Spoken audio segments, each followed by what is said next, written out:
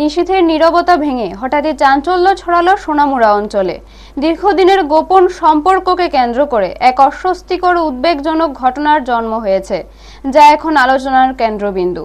সোনামুড়া থানাধীন কুলুবাড়ি নতুন কলোনি এলাকায় অভিযোগ, প্রায় 7 বছর ধরে গোপনে প্রেমের সম্পর্ক চলছিল শিবু নম নামে এক যুবকের সঙ্গে এক বিবাহিত মহিলার।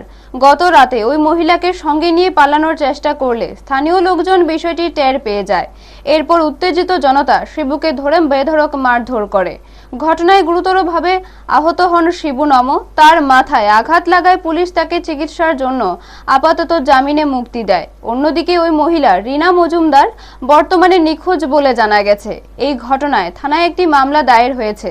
উল্লেখ্য, রিনা মজুমদারের স্বামী প্রদীপ নম পেশায় একজন সেলুন কর্মী। স্ত্রীর খোঁজে দুশ্চিন্তায় দিন কাটাচ্ছেন। পারিবারিক সূত্রে জানা যায়, প্রায় 1.5 বছর আগে প্রদীপ নম তার বড় মেয়ের বিয়ে দেন অভিযুক্ত শিবুর বড় ভাই বিদেশ ফেরত সুজন নময়ের সঙ্গে। সমগ্র ঘটনাকে কেন্দ্র করে এলাকায় তীব্র চাঞ্চল্যের সৃষ্টি হয়েছে। ব্যুরো রিপোর্ট, নিউজ তৎকাল 24।